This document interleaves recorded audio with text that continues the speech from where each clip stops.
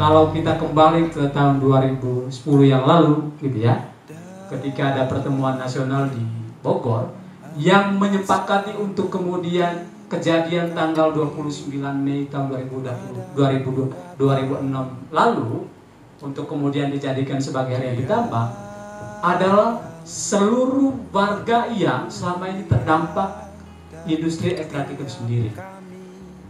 Dan tidak hanya warga yang terdampak, para jurnalis, para akademisi, para aktivis masyarakat sipil juga sama-sama bersepakat waktu itu bahwa tanggal 29 Mei tahun 2006 di Porong itu sudah semestinya patut diapresiasi sebagai hari anti tambang. Saya salah satu korban lumpur lapindo yang hadir di sini.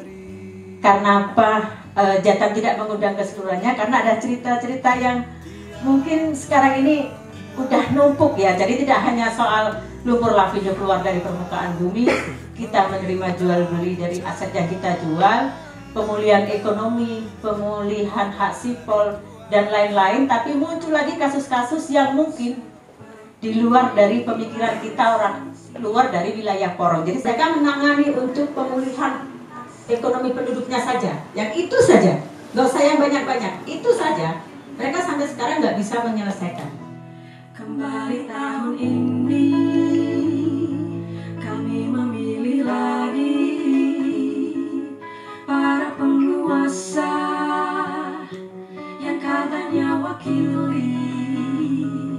Jika terpilih nanti, ada yang tak kau tepati.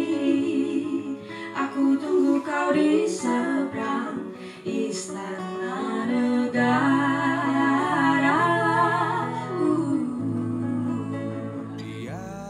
Saya dari Walhi Sulawesi Selatan ya. Dalam konteks hari ini memang kita banyak melakukan upaya penghentian tambang PT Citarum Mandiri dan PT Wadi Nikel Alloy ya.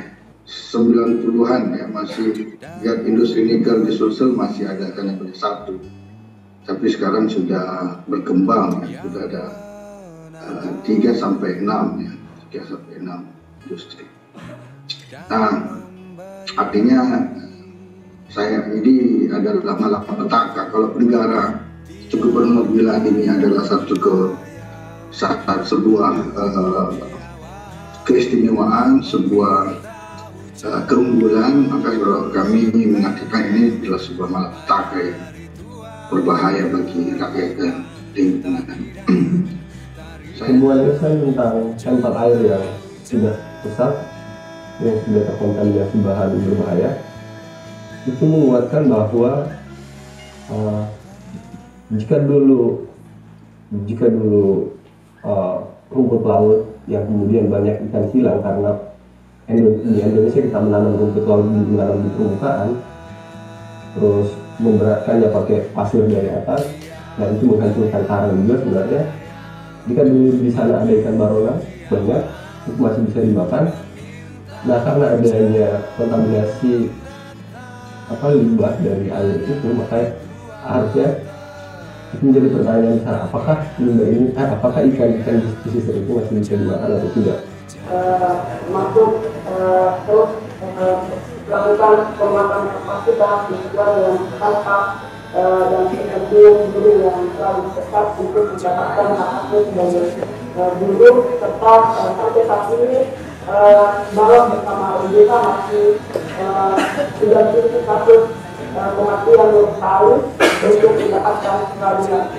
Yang pasti kami masih bersemangat dan tidak pernah turun untuk mendampingi masyarakat yang terdampak.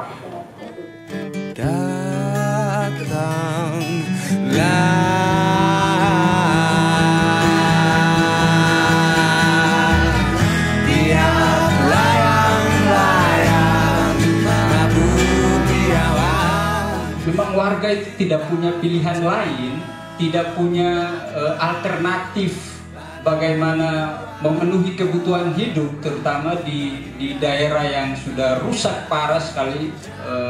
Ekstraksi tambang ini bekerja. Kampung punya potensi, bisa ada ekonomi ini bisa menjadi sumber ekonomi yang bisa kita gerakkan, tapi itu tidak gampang. Itu persoalan Indonesia sekarang, itu kerjaan kelas menteri, yang kelas presiden, yang persoalan kita ya bagaimana kampung-kampung ini bisa mempunyai kesejahteraan lokal. Warga-warga ini kemarin relatif terhubung lagi dengan